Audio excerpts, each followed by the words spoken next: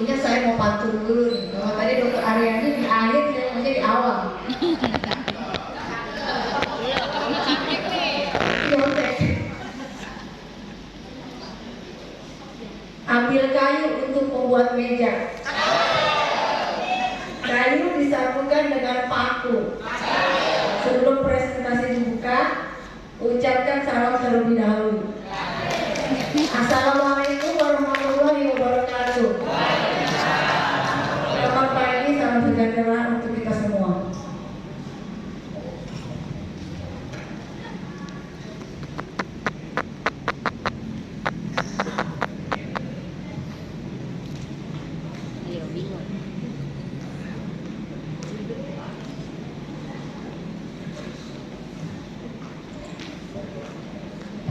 Terima kasih kepada moderator yang sudah memberikan waktunya kepada saya untuk menyampaikan materi pada pagi ini.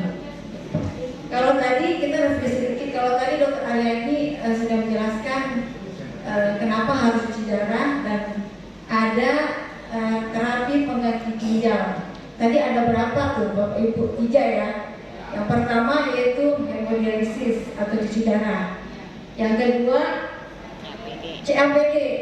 Yang ketiga itu transplantasi ginjal. Nah, yang akan saya bahas di sini yaitu tentang HD cuci darah. Iya. Saya mengambil tema untuk menjelaskan tentang kondisi cuci darah yang nyaman pada pasien HD. Baik, Bapak Ibu kita mulai ya.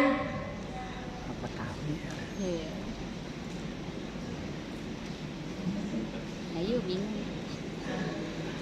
Maaf ya. Pada pasien gagal ginjal kronik itu kurang L ya. Perasaan saya waktu bikin kayaknya ada L-nya. Yang ketinggalan. Iya ya. Jadi akhirnya ditampilin salah ya. Punten maaf ya. Gagal ginjal kronik. Tadi kan terapi pengganti ginjal ada 3. Nah, ini gagal ginjal kronik yang menggunakan terapi dialisis atau cuci darah. Kalau udah cuci darah itu kan sudah rutin ya, sudah 2 sampai 3 kali dalam seminggu. Itu selama 10 sampai 15 jam. Jadi di Bapak Ibu nih, kita sebagai tenaga kesehatan nggak bosan-bosan nih kasih tahu Bapak Ibu kalau cuci darah yang bagus itu adalah 5 jam. Karena ada aturan di sini, jadi ada maksud dan tujuannya. Kemudian karena sudah cuci darah rutin, jadi ada perubahan kesehatan baik dari fisik, psikologis, sosial ataupun spiritual, sehingga berpengaruh pada kenyamanan pasien. Nah, alasan inilah yang penting bagi kita tenaga kesehatan atau dialisis atau bahkan pasien sendiri untuk mengetahui kondisi cuci darah yang nyaman pada pasien ini. Oke, lanjut ya.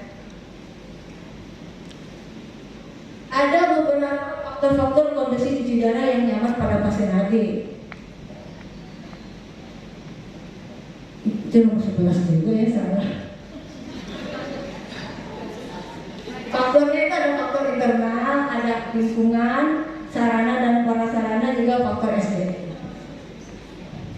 Nah, yang pertama faktor internal.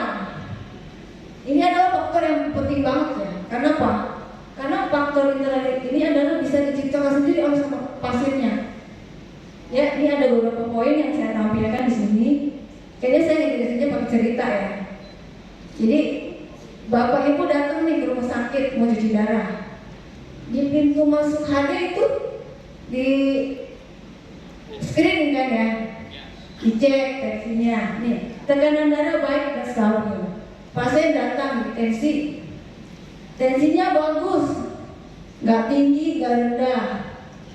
Gimana nih caranya biar nggak tinggi, nggak rendah? Ya, kita lihat di sini ada poin status nutrisinya baik. Jadi pola makannya gimana? Makannya mau apa enggak? Karena kan kalau pasien cuci darah itu kan terjadi mual dan pusing ya. Jadi males makannya atau kurang atau bahkan nggak makan. Jadi pada saat hari itu tensinya drop terus.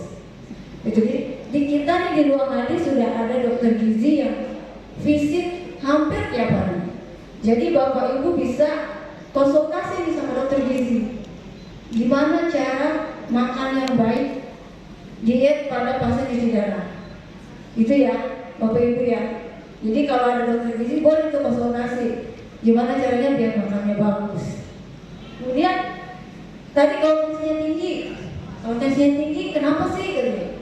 Kalau tadi dokter Arya ini udah singgung tuh, jangan naiknya jangan banyak-banyak. Gitu. Karena itu mempengaruhi tekanan darahnya tinggi. Terus juga bisa juga kalau pasiennya cuci darahnya karena memang riwayat pencetusnya ya hipertensi, apalagi kalau dia masih mengkonsumsi garam dan air yang berlebihan, gitu ya, Bapak Ibu. Jadi kalau penambahan berat badan itu jangan lebih dulu dari 2 kilo kalau bisa.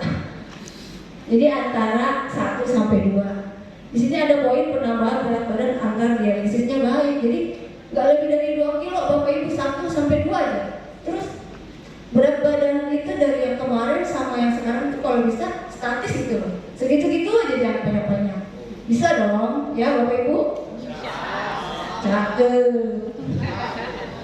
Terus kenapa nih kalau pada pasien cuci darah itu suka ngedrop sih? Itu tadi juga dokter Arin singgung ya. Jadi ini ada hubungannya.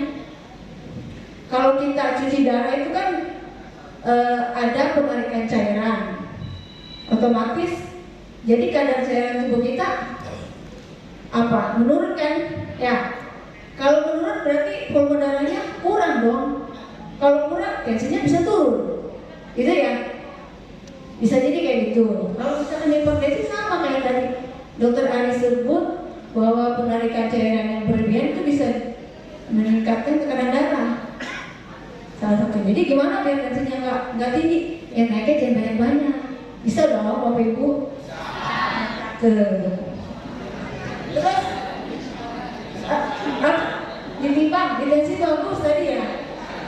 Jadi ditimbang bagus, naiknya nggak banyak, di tensi bagus. Terus habis itu masuk ke dalam dong. Masuk tuh ke dalam ke tempat tidur yang sudah disiapkan sama perawat.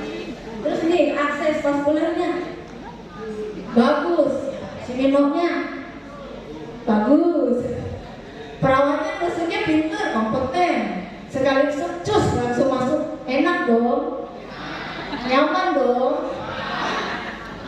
Gitu juga pasiennya kooperatif, ditusuknya tenang, terus agak nangis, apalagi kalau yang pasien anak tuh, atau nggak teriak-teriak, enak dong, nyaman ya. Dokter sabar aja ya ngomongnya.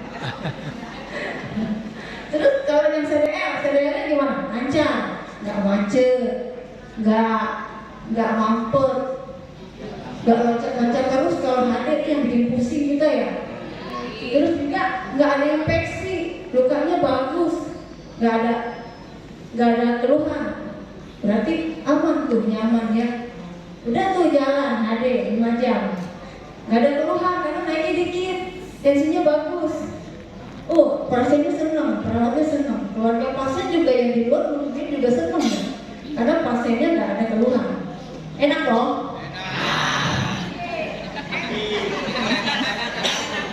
Nah, hadir 5 jam, terus tensinya bagus udahannya, posnya. Ya, kemudian berat badan klinik tercapai, ultrafrekvensinya sesuai target, pasien juga senang, asik nih datang sesek, pulang nggak sesek, berarti kan berhasil tuh. Berat badan kering pasien itu tercapai. Nih kalau pasien saya pasti udah tahu deh berat badan kering.